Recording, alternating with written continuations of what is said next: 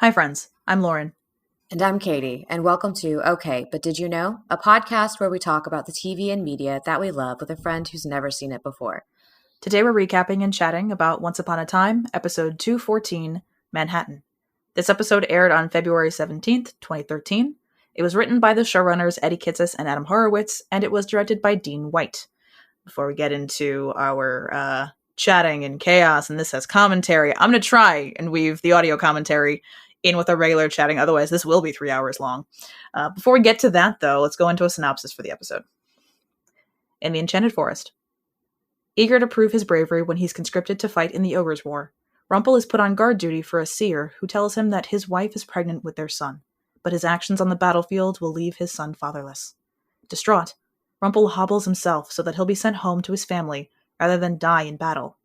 14 years later, after his prophecy has come to pass, the Dark One finds the seer again and obtains her powers of foresight, learning how he can find Bay again and about the boy who will lead him. The boy who will also be his undoing.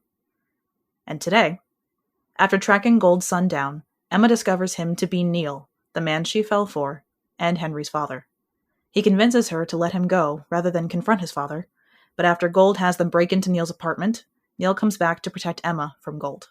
The truth comes out, how Emma and Neil know each other and who Henry's father really is. Gold's conversation with his son doesn't go as planned, but now Neil feels like he has the chance to do right by his own son and break the cycles started by his father. Meanwhile in Storybrooke, Regina and Cora begin their hunt. They find a map that points to the location of the Dark One dagger, and Cora's plan is revealed: to use the dagger once Gold returns and have him do her bidding by killing the Charmings. I would like to start. All of the scenes that are set in Manhattan, in the episode as well as the borough of New York City, all of them were filmed in Vancouver. Oh, goodness. All of them. And at one point in the commentary, his response is a joke, but Eddie asks Bobby what his thought process was, or what he's thinking in that first scene of Mr. Gold getting out of the yellow taxi cab. And his response is, really I was thinking, does Gastown in Vancouver look anything at all like Manhattan at this point? And my response is, no, it very much does not. Good to know, because I would have never known. There's a lot of cobblestone streets, and he's set in Soho, which is south of Houston. That's what that means. And he's like set in Soho. We know that the exteriors from the premiere of this episode were filmed in Little Italy. Cobblestones do exist, but not that many. Not that much. You're not finding like whole streets with cobblestones. No, that'd be Savannah. Like it's like the older, more historic like parts of New York City, like Lower Manhattan, like that kind of lower part. But it's not all over the place. And the one thing that bothers me about this, and this is the thing that I yell at my moderators about all the time, is when Emma runs and chases Neil, they run past a building that looks like it's supposed to be the Flatiron Building, which is very far from Little Italy. Okay. Yeah. So that's a personal thing that I know what New York City looks like, but like, that's my personal issues with this. I would have never known. Like, I literally would have never known where they filmed it, anything, because I've never been north of Maryland. So yeah, a little part of me is just a little annoyed that they're like, let's just put CGI tall buildings in the background and call it a day. I mean, it worked. If you don't know what New York City looks like. Exactly. See, it worked for me. I had no clue. I have been waiting for this episode. I know you have. For a very long time. So, of course, I'm very happy right now.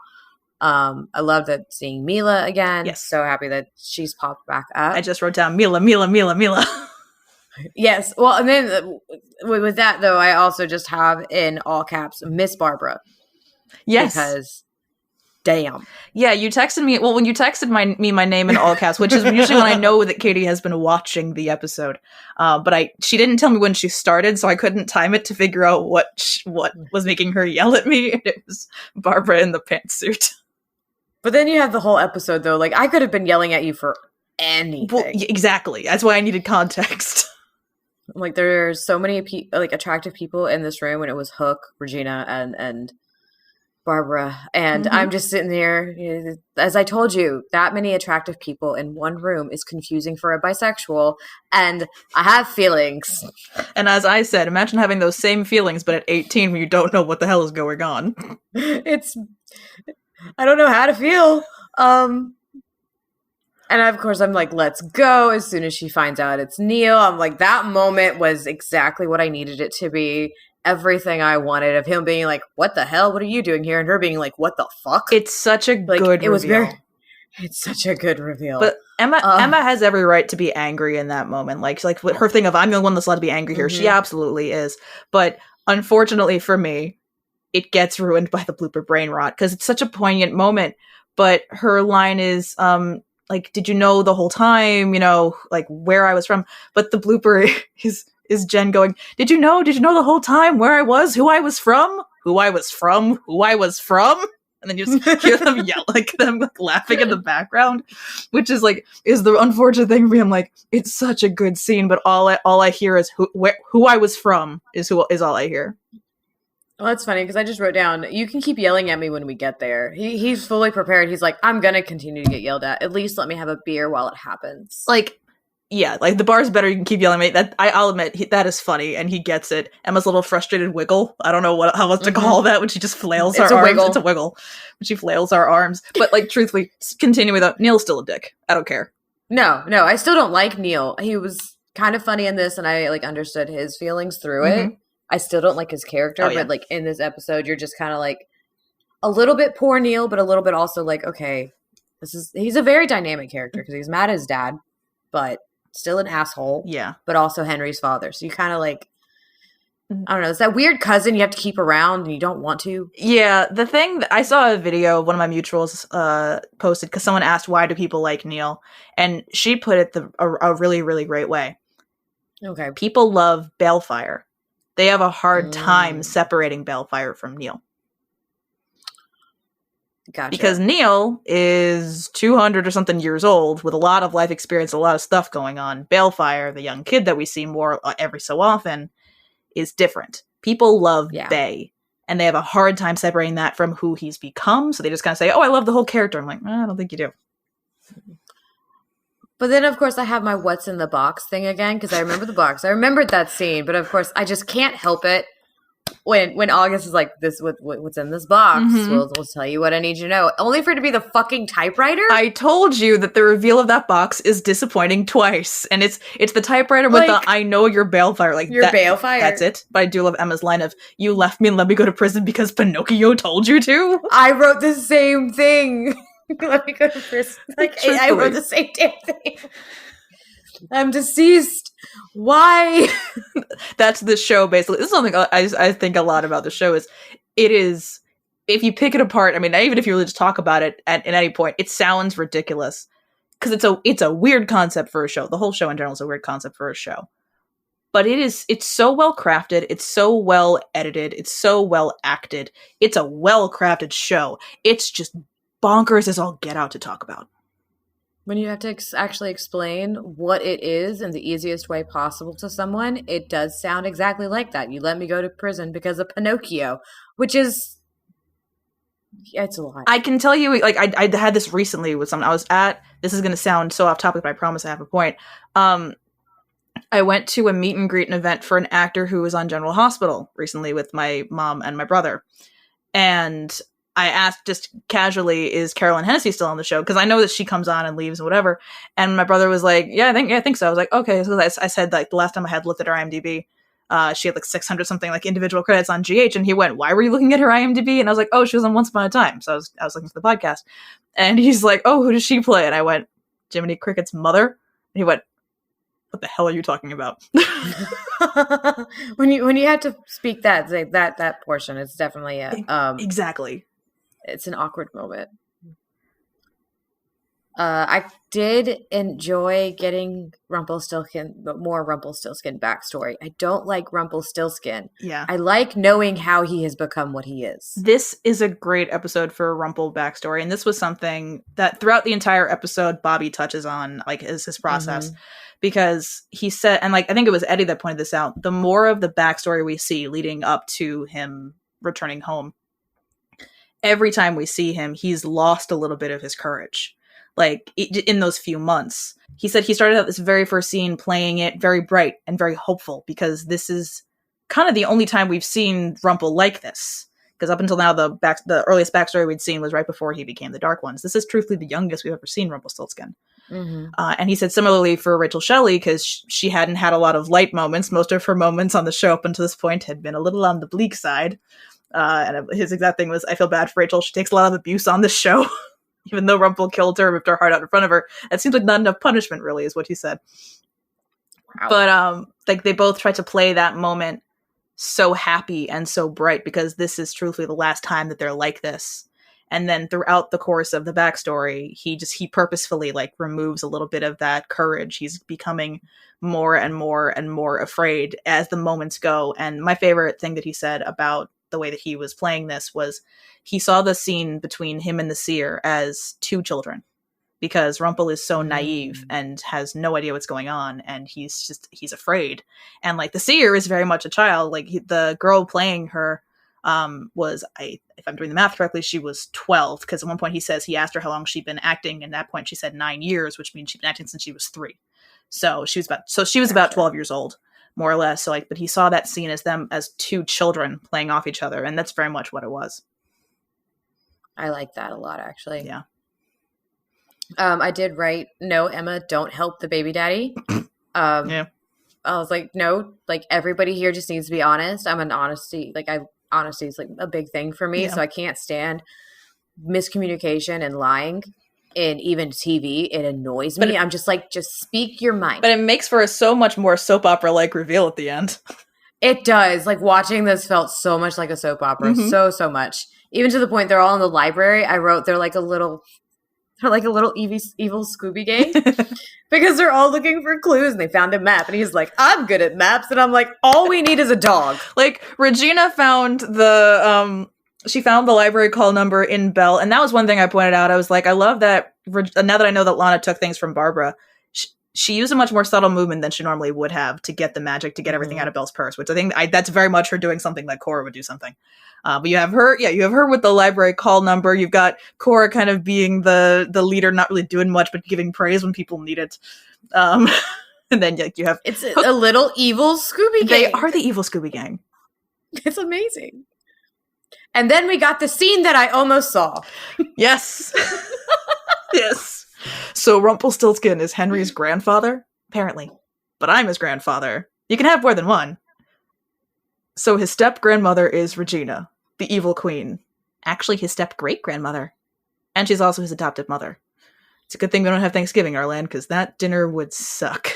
Or maybe this will mellow everyone out. Just newsflash, Snow White. No, it didn't. Nope. No, it didn't. But for me, for context, for anybody, months ago, I was just scrolling TikTok and I scrolled to a video, very quickly scrolled away, and all I heard was Charming saying, Rumpelstiltskin is Henry's. Is Henry's. And then I scrolled and I did not hear anything else. So when that moment came, I was like, I'm past that point. I don't feel bad anymore. I was so mad for so long. You found it. Because I think you saw that video. We might have been like recording like episode 3. Really, honestly, it was a long time ago. So early on. We've been doing this a little while. So early on. I was like, no, I don't need to know that yet. And yeah, I mean, season 2, episode 14 is a while to find out. Yeah. But I made it. You made it. We're still doing this. We're still doing the podcast. You still got to it. All right. I actually wrote down a paragraph for once, but I really don't like Emma doing what she's doing. I get that Neil doesn't want to be found, but Henry would be happy to meet his dad, even though Emma lied. And I was right. He was at least happy that he got to meet his dad. And like I even wrote down that, I don't blame Balefire for how he feels, because when it comes to that interaction between him and Rumple, like that's Balefire. That's not Neil. That's Balefire. Oh yeah. Very much reacting to like, no, I was 14. You threw me, you let go. You let go. And no one wants to be 14 again. No one wants to be 14 again. I will say most of Emma's going along with letting Neil kind of get away at that point. That's her protecting herself. Yeah. It's not protecting Henry. It's not protecting Henry. And Snow says that. She's like, is this about protecting Henry or is this about you? And she's like, and she admits at the end, like, she's like, he broke my heart. Like, I want to think that I'm protecting you, but at the end of the day, it's seeing him reminds me of that. And I don't want him in my life. And she's every right to feel that way. She has a right to feel that way, but when you have a child in the situation, the child you have to like be amicable in some way. Yeah. So that the child can see both parents. which is kind of personal. No, I know, but this is the thing that I'll add from my perspective of, yes, he provided the other half of Henry's genetic material, but does that truly make him his father? Is that he needs to... Okay. I have a belief that he needs to be given the opportunity since he didn't know that he had a child. That's the thing, is like, if he never knew, does that make it, like, he doesn't really have, she has no right to be like, oh, by the way, you have a kid. Like, if he was, if the plan was, you let me go, you'll never see me again, that's the end of it. In my opinion, that's also because I know I know everything, and I'm like, go away. See, I still have to see more Neil. Like, I'm from the standpoint of, I've only seen him a couple of times. I don't really like him, but like, I don't like a lot of people that are dads. So yeah, Neil, in my opinion, and I've said this before, and I think I'll say it again: if Rumpelstiltskin or Neil are two of your favorite characters, this podcast may continue to be hard to listen to. Yes. Because I will admit, the main of the ship war, I would say, of that quadfecta that I told you about, Swanfire and Captain Swan are like the main, like, fighty ones, at least for canon ships.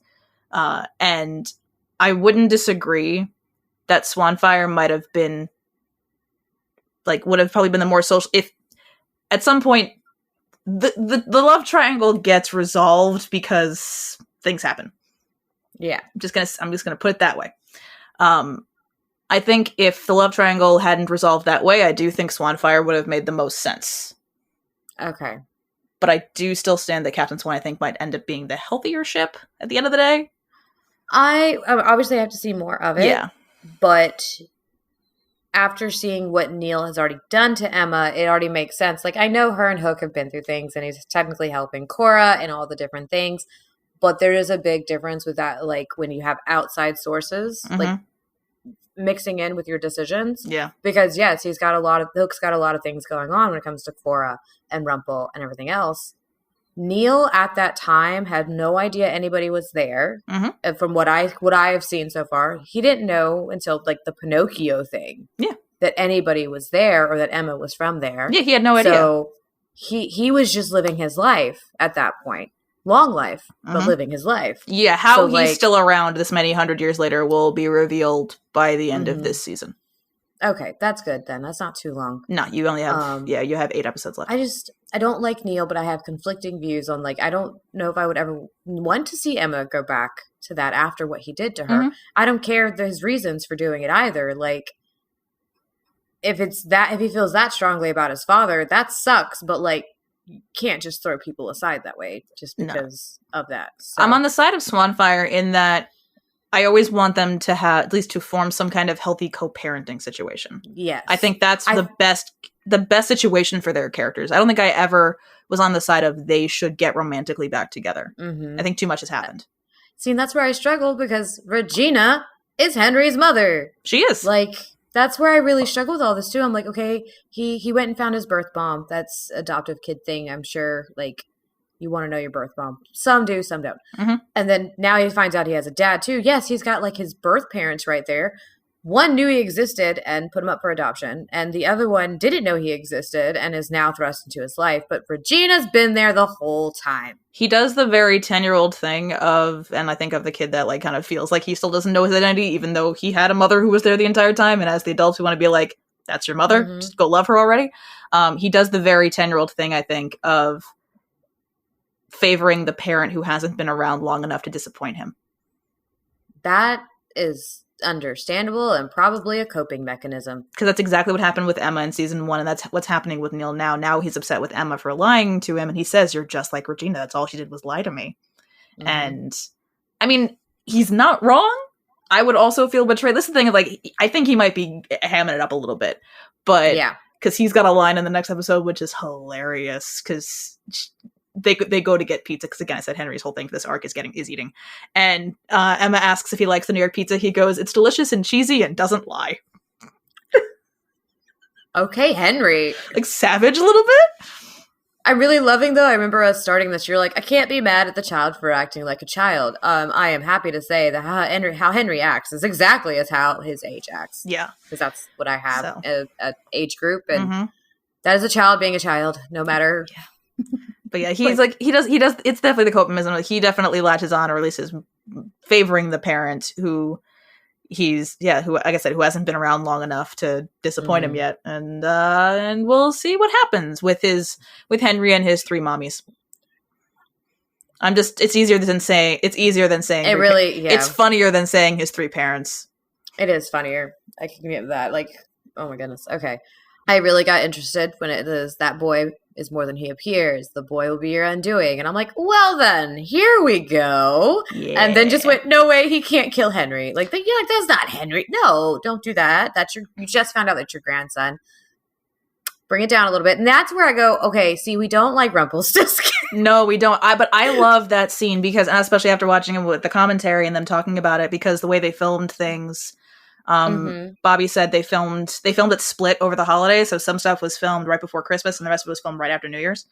And he thinks he's like, based off of his memory, they did the Enchanted Forest stuff before the holidays and the modern stuff afterwards. So the entirety of, like, basically once it's revealed that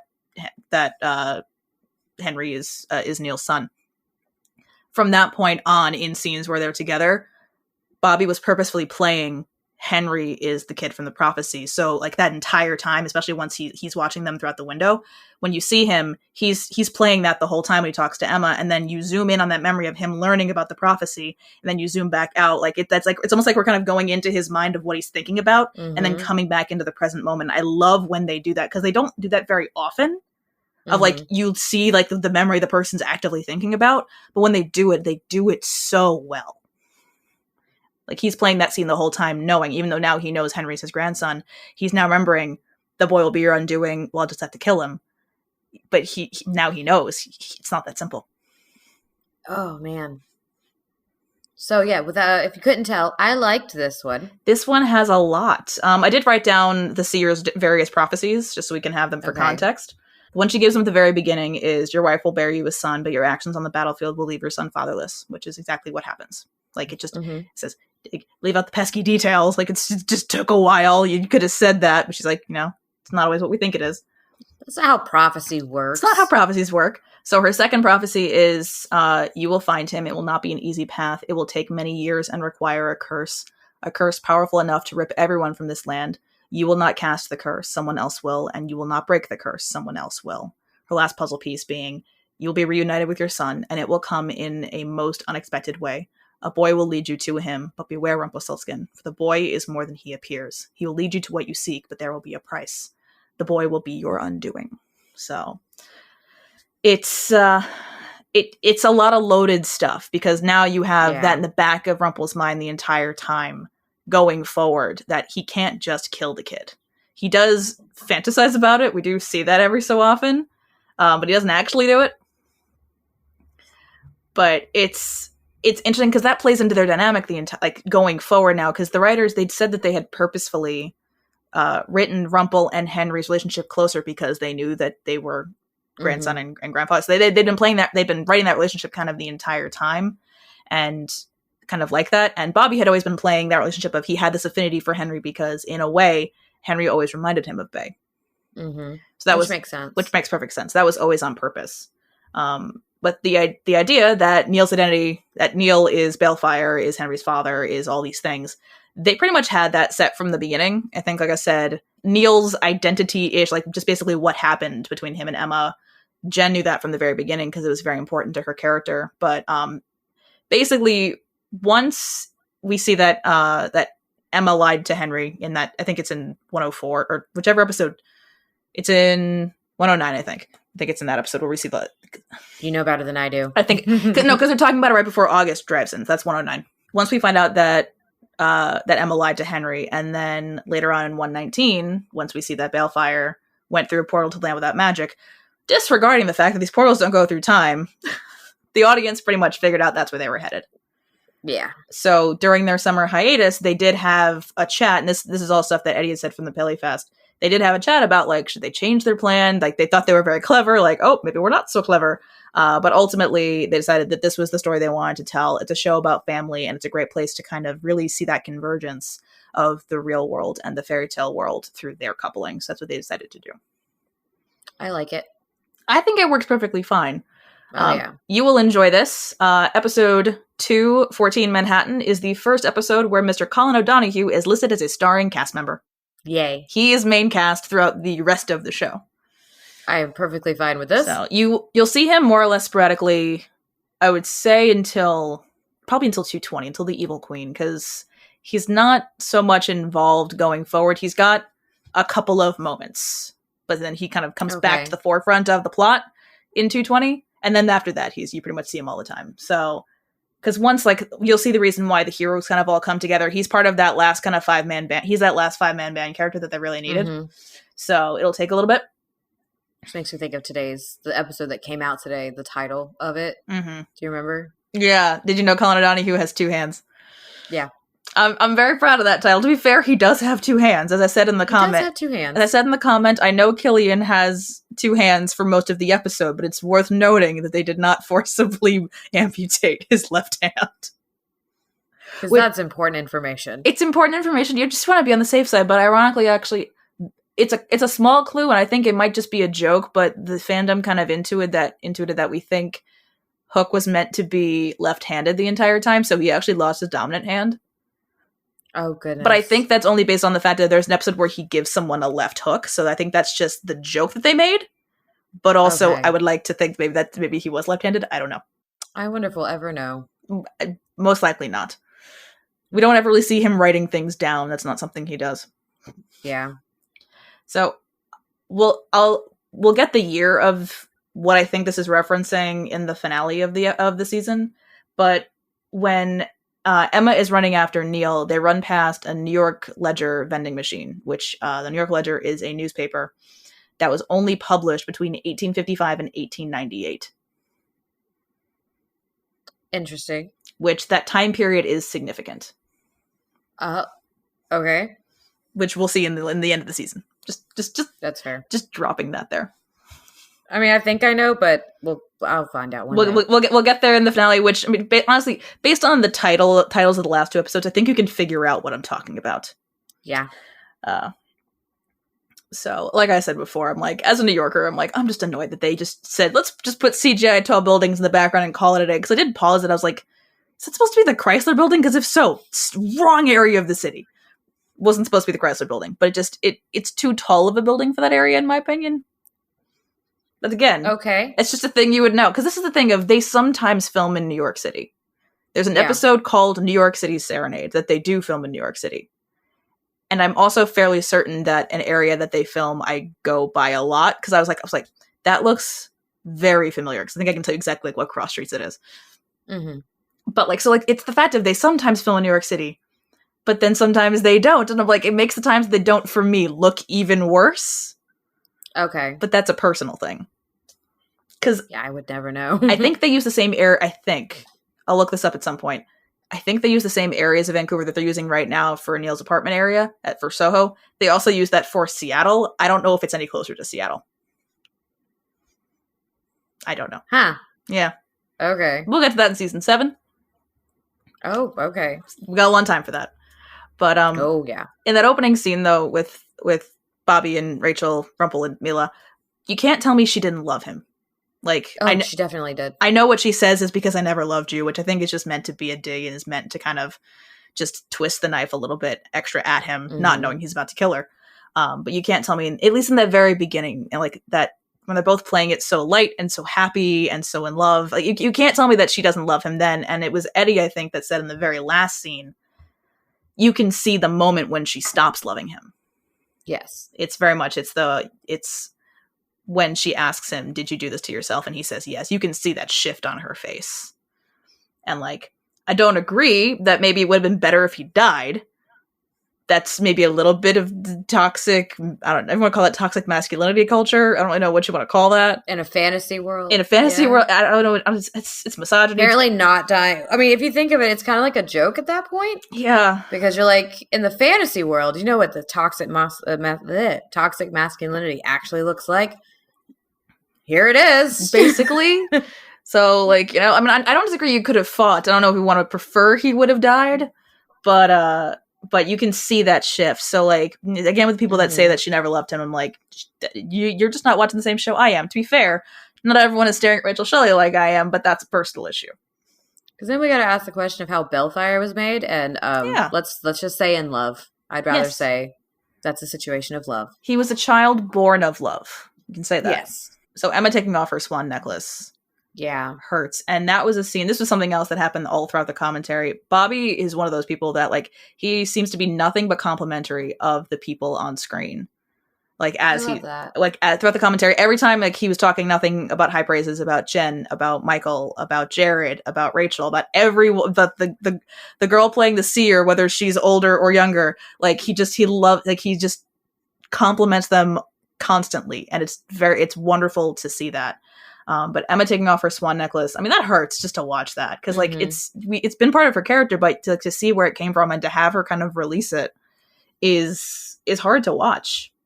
Like you said, when she takes off that thing, the necklace, like he says, like, you can feel the pain and the heartbreak. He feels like this. He felt like that was one of Jen's best scenes, like in like the show that she'd worked on, because you could see the emotion on her face, like the anger and the hurt and the heartbreak all at once.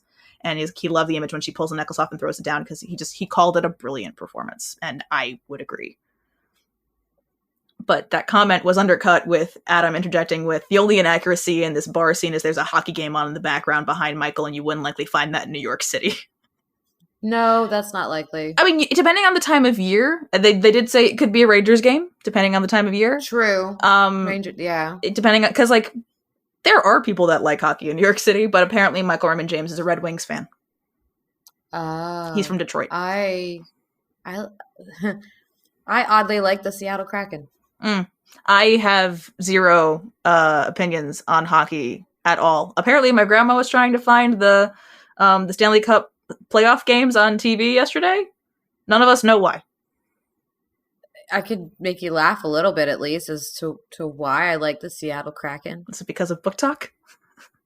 No, it's not. I didn't even know that was happening until I found out about it. And I'm like, well, that's not why I'm a fan. Like, no, when they first started, my husband's very much into sports. And when they actually were first coming up and announced that they were going to be a team, I got really excited. My dad is a Predators fan. That's Tennessee. And so it was like, I'm going to be different. And I was like, I like the jerseys. I like... They got nice. A Kraken on it. They are nice. And the colors are really pretty. And that's why I like that team. You know what? I'm here for it. They are a good team. They do look pretty. Like, they're very pretty. But then female hockey became more of a thing. And yeah, I'm good there. Yeah. I stand by one of these days, if I ever care enough to do research into how hockey and or figure skating works, I want to write a sapphic romance novel that's like the movie Go Figure, like the Disney Channel original movie Go Figure, where she has to go somewhere on a hockey scholarship, but just make it sapphic. I need that so much, because have you seen the female hockey teams? I have. Oh, I like those TikToks quite a bit. Pull us back in the room. Sorry, I got distracted. It was a pretty girl. I know. So going back to the scene, the flashback where Rumpel talks to the seer for the first time. So that base camp kind of scene. Bobby, he was like also gushing. He's like, when I saw this, like the size and the set and the scale and everything, he's like, is this a film? Like, what are we doing here? Like, he was really impressed by just like the scale that like the director had really like added for the base camp to feel very real. But leading up to filming 2 days prior, it hadn't snowed. Like that scene was covered in snow. 2 days prior, there was nothing on the ground. And then it all came down kind of at once to the point where people were having a hard time getting to set on time because their cars were like veering off the road.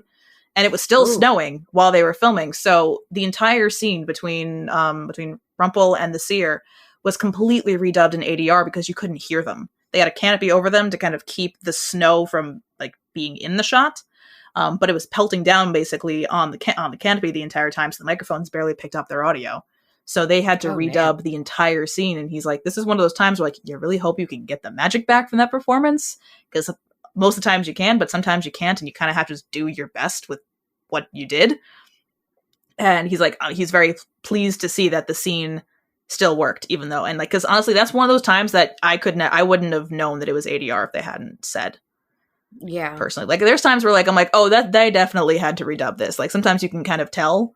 Especially when, like, the wind is gusting. You're like, there's no way they got anyone's audio on this. Oh, it's impossible. So there's, like, times like that. But it was very much a moment of, like, it's good audio editing. it's good all around.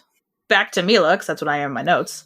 My thing about, so Mila's anger, I guess I could have brought this in before and been a little more organic, but I'm jumping around in my notes. It is what it is. With Mila, and this is what I think of what I said before about kind of why she left at the end of the day, is I feel like this is kind of one last betrayal, I feel like. So she spent their entire marriage being told that he doesn't want to be like his father, that he wants to go out and see the world. He wants to do all of these things that they've decided they're going to do with their lives. He wants to be strong. He wants to be brave. He wants to do amazing things. But the first chance he gets, he takes the coward's way out. And like, from an outsider perspective, a modern perspective, he wants to be there for his kid. And I totally get that. But I'm trying to come at this from her perspective of, she's spent their entire marriage hearing one thing, and she's now experiencing something completely different. I don't disagree that that is that her pulling back isn't a natural response to that.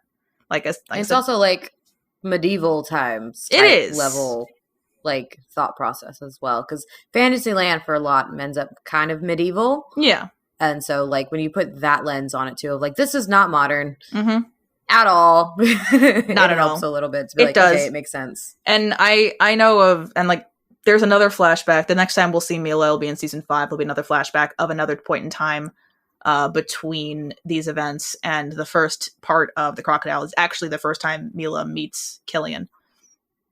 And we're going to see what happens in that episode and what happens in their lives. You'll see kind of their dynamic, and especially because he not only he's hobbled himself so he can come home, but he's also done so in a way that he also can kind of barely help run their home now, because he can't walk. He's got the cane now. Like he can barely move, and they live in medieval times in a hovel somewhere in a village. That's a lot of work. It's a lot of work. So she's very resentful of the fact of, he did this so he could come home, but he can't help me. So like, she says at one point to him, like, just go play with the boy. At least that's what you're good at. Because that's what he is good at that point. He can keep Balefire entertained while she does all of the hard stuff. Because like, she's like lugging all of like the logs and stuff and the wood for the fire while he's catching butterflies. And at one point he says something, I don't remember what he says, something about a butterfly or a bug, and she goes, "Oh, did he protect you from the big ones?" Which is like, not nice, but it's funny. It's a little mean. It's a little mean. You can't help but chuckle. But also it's Mila, so I'm like, okay, like, be mean more is my internal response, but you know. Yeah, sometimes it's not always healthy to like the mean girl, but it's not. Balance. Balance, right? Balance is important. So talking about mean girls, Cora and Regina and Hook in the library, mostly Cora and Regina. My little evil Scooby Gang. The evil Scooby Gang. That's what they're gonna be now, is the evil Scooby Gang. I can't help but like really notice Regina brightening when Cora gives her praise for finding where the map is. It's like, Mommy. It's like, thank you, Mommy. We have problems. It's fine. Look, it could be drugs. It could be drugs. Instead it's just women much older than us. Exactly. It could be drugs. But it could be drugs. But I did like, because this is one thing that like I always heard it, and I'm like, why does she call it this? Cora calls the dagger a Chris dagger on, like, instead of just calling it the dagger. Technically speaking, a Chris dagger, that's the design of the dagger. Like that's a dagger that is wavy in shape and all that other stuff. It's squiggly. So the Dark One dagger is a Chris dagger, is the type of dagger that the Dark One dagger is. Cora's plan is starting to come into play a little bit here with the dagger and so that'll kind of be the next episode, is kind of the hunt for the dagger. But we did get a map that I couldn't read. Oh, but Hook could. But the map that they used to figure out what the points mean. There are various locations marked on it according to the wiki. These locations are known as Rowan Hill, Cove John, I think is how that is pronounced. It's spelled Jaune. I would say John. Yeah. That sounds about right. Yeah. Phonetically. Right. Hunter's Grove, Storybrooke Harbor, Heron Island, and Harper's Point. So these are all just various locations throughout basically the forest and the harbor. Okay. But we will see signage for these locations throughout the entire series. Gotcha. I think some of them are named after writers or like family members of crew members. But also, Rowan is a plant, and obviously Storybrooke Harbor is just Storybrooke Harbor. But Cora's plan is kind of coming into play here, because, like,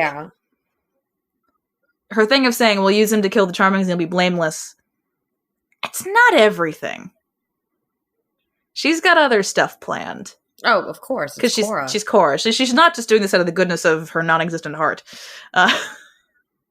She's got a little bit more up her sleeve, shall we say, that honestly really won't even come into play until 216. Like, they won't even get mentioned next week.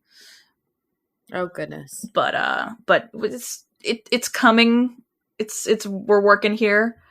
And Cora does a lot of bad things. We admit this. We don't condone the bad actions, but we'll enjoy watching them. We'll enjoy watching Barbara with her nice long hair and her sensible pantsuit It's the waves, man. The way that it waves in her face, and it like framed her face, and then the red lipstick. Mm-hmm. I'm like, apparently I really need to just go watch Beaches now, huh? Yeah, I think you do. I need to watch Beaches. There's a moment, I can't wait to say this. There's a moment in 216 that I'm going to just say Lana truly gets her Beaches moment. And I'll explain what that means in 216. Okay, that's only 3 weeks from now. Yeah, 3 weeks for us, 2 weeks for you guys, because we're taking a break. Yeah. Taking a break for holidays and stuff and for birthdays. Yep. But, because we're recording this in May. Yeah, children they keep growing every year. Yeah. And so you kind of got to celebrate that. You know, see, I distinctly remember her birthday was last year. Mm-hmm. Yeah, she just had one. Like, it's not, they're not an annual thing. No. Not at all. So, what did you think about Neil doing the arm gesture thing as he was talking? It felt weird. I was like, dude, no. He makes a good point, though, because truthfully, he's kind of the only person alive who's kind of seen that gesture to know it. Apparently, Michael came up with that just in rehearsal. And I love that. Which is great. And because Bobby and Michael hadn't really met before this episode, before really like that scene in the apartment, before they were starting to rehearse that, because they'd met kind of briefly when he was filming something else. But like they pretty much met in rehearsals for this episode, and they got on really well, which you always love to see. Like sometimes the chemistry is just in the ether somewhere. But he did that, and he kind of second guessed his choice, and Bobby was like, no, you absolutely have to do that. That's perfect. Yes, it's perfect. Which is like, so because that is, Balefire would do that. He would make fun of him like that. You just kind of sit there watching it, though, like, it makes sense. I think it's perfect for the role, but then you're just like, no, Balefire, you're supposed to be, like, mad at him. Yeah. But you're so much like him. It's that thing of we all end up at least a little bit like our parents. But he was doing it to tease him. He was doing it. He's like, all of this. Like, he was doing that on purpose. He wasn't doing that to become his father. It's so funny, though. It is funny. He's trying to break the cycles. But I still am on the thing of, like, when Emma says, like, well, when Henry says, like, well, like, when Emma said that, you know, she was trying to protect Henry by not telling him, and he's like, well, I'm around now. You don't get to make the decision by yourself anymore. And I'm like, you've been around for literally 30 seconds. Like, now that you both know about each other, it's kind of Emma's line of, from the end of season 1, we both know that a world where he doesn't know I exist, the world where I no longer get to see him doesn't exist. That's basically what this is. I don't agree that he gets to make any decisions. Personally, other than I get to be in his life somehow. That's the only decision I feel comfortable with him having at this moment. Like, he needs like a trial run. Like, he's still his dad, but he needs a trial run. They'll kind of give him that as the season, as the rest of the season goes on, because at one point they talk about something, and Henry decides he wants to not be there anymore. So he says he's going to the bathroom and leaves, but he takes his backpack with him. So Emma comes by and he goes, like, how the conversation go? He's like, great, he's just going to the bathroom. And Emma went, with his backpack? Why, they don't do that? He's 12. He went like, wait, what happened? He's your son. And he had left the building. Sounds about right. Neil has some learning to do. Let's go with that. Just a little bit. Some learning, just a little bit. So I do have more commentary notes, but I feel like before I get to the rest of everything else I wrote down, let's do stats, since we're about 46 minutes into this episode. It's a 30. It's a 30, okay. I've been waiting for this moment. That I like, and they did it so well. Yeah. That moment when Emma sees Neil and Neil sees Emma, it's just, but it was just a perfect moment. Mm-hmm. It's like waiting and knowing and needing the reveal to happen, and it happened so perfectly. It was not a letdown. Like I said, it's weird enjoying a Rumpelstiltskin episode, but Yeah. I like getting his backstory. Don't like him. The backstory's interesting. Yeah. And they do it well. And of course, our, evil Scooby Gang doing their thing too. Yeah. So it was a 30. Like I needed this episode. No, I think, especially after last week where we both were just like, nothing happened. Yeah. Because like that was kind of where we were both kind of like, I would feel like for like the last like 2 episodes, I would say, or maybe even the last 3. So I feel like the last time you were like, this is a good episode of TV was 210. Was The Outsider. Oh yeah. Oh, sorry, was the Cricket Game, not The Outsider. Like The Outsider, like The Outsider, In the Name of the Brother, and Tiny. We both had things we wanted. We're like, why did this happen? But I feel like we were both kind of about those episodes. It was alright. It was a lull. I would say it's a little bit of a lull. Then you get this one, and you're like, all right, back to it. I would say here, at least through. I hesitate to say through the end of the season because I want to say 218 is a little bit of a 218 and 219 are a little bit of a break. But like, so here through the 17th episode, and then I would say 20 through the end is plot. Like a lot of stuff is happening going forward. I would say, yeah. Do the filler episodes keep it from feeling rushed? I do think the filler episodes keep it from feeling rushed. I personally don't care for 218. This is literally the one season where the 18th, I don't particularly care for the 18th episode of the season, because I think the 18th episode is usually the climax of its respective arc, and in this case, I would say the climax is 216. Okay. That's just because they had more they need to set up. Yeah, I think 216 is more so the climax of this season. That's just the way that they structured it. That's the culmination, because this one also started much sooner. So I think that like the story started basically the beginning of the season. So I think 16 episodes is perfectly reasonable. But yeah, I would say the filler episodes help it from feeling rushed, because then we would be jumping from this major plot point that is Cora's plan to what becomes the crux of the end of the season that is necessary for us to get into the end. So I'm saying this so vaguely because truthfully, for given the fact that you figured out who Neil was so early on, I'm trying to keep what is the point after Cora's plan comes to its resolution. I'm trying to keep what that is as secretive as I can, because that is such a mind fuck, but I love it. Okay. I'm excited and intrigued. I'm trying to keep it secret. So this one, I did not give it a 30, but it is a very high score for a Rumpelstiltskin focused episode. It does be a fun start to the summer, huh? It's gonna be a great. No, truthfully, season 3 is so weird. Is the best way I can say. Season 3 is so weird. Okay, but so I gave this a 10 for plot, because quite frankly, I can't deny this is something that they've been building up since the beginning of the series, and it's so important for what happens going forward. It's so important for what's happened so far.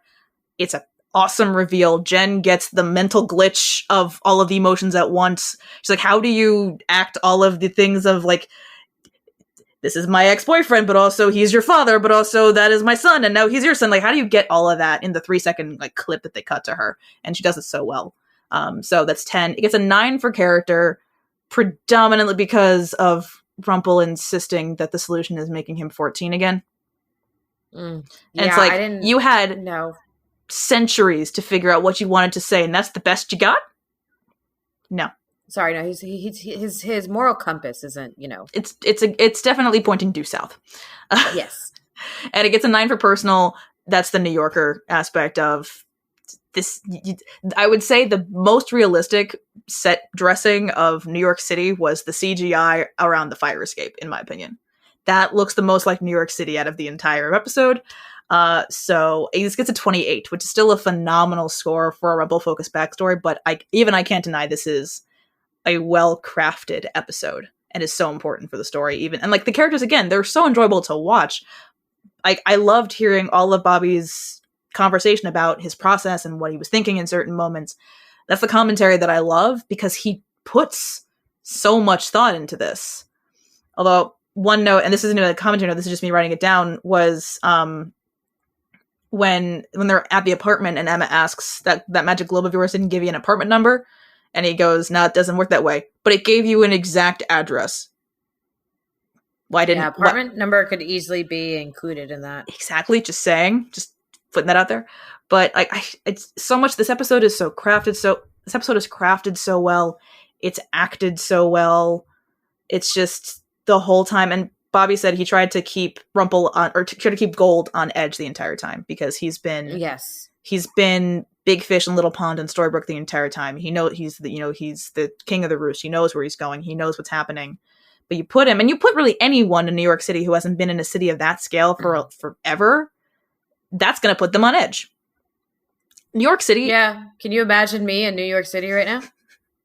I grew up in a town with one stoplight. New York City is intimidating, and I fully admit this. Like, when we took Emily to New York Comic-Con, like, I'd gone with her to the city before, but she hadn't. Emily had been in the city before, but, like, especially New York City Comic-Con, that's a big convention in a big city. Oh, yeah. She's like, if I wasn't with you guys that knew your way around the convention center, knew exactly where we were going in the city, she's like, I would never go back. To be fair, she's not going back this year, because she's like, I'm good, but she's like, I would have left immediately. She's like, it's just it's too much. Me. It's too many people. I would have left. So Bobby is like, he kind of imagined anyone seeing like the hustle and bustle of Manhattan for the very first time, and I think he did it very well. But he was saying he very purposefully, in a lot of the moments, again with Henry and the food, you saw Henry with the hot dog, and I don't disagree. The grill dogs are so much better than the dirty water dogs. So like, I at least that's what they found. Because dirty water dogs, I should say, it's a misnomer. The water is clean. It's just that's what they're called. Oh, okay. I do want to be clear about that. I was like, what the hell is a dirty water dog? That's just what they're called. So like the street carts, like so like the ones I can say the ones with like the pure boiled hot dogs, I can say you don't see those as often anymore. Most of them have the grills because it's to their benefit to be able to make other things.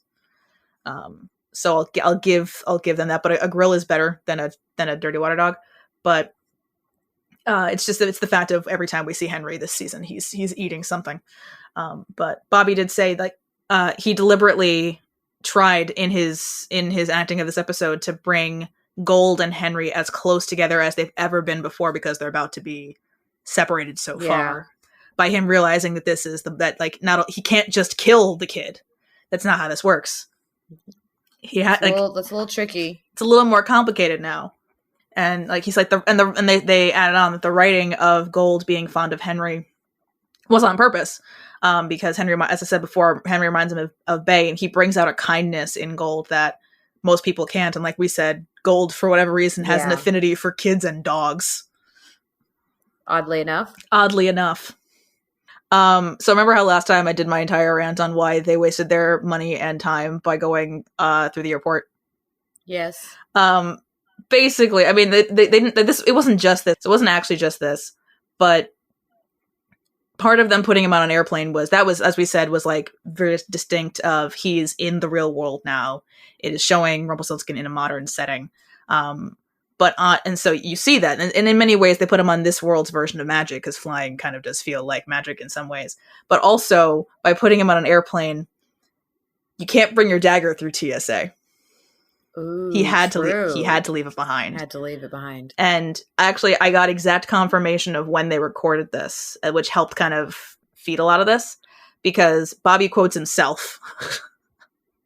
Because he said that the day before they recorded this, The Miller's Daughter had aired. So they recorded this on March 11th, 2013. And he says about what they're talking about, when you see the future, there's irony everywhere.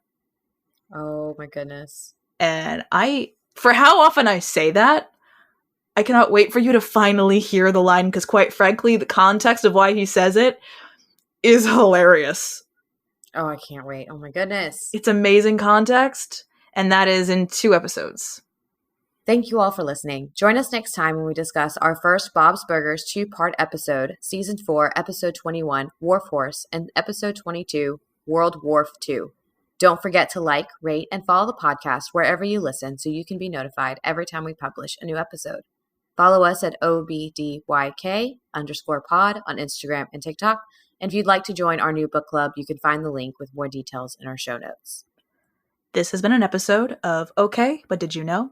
A TV and media podcast. It was hosted by Lauren and Katie and edited by Lauren.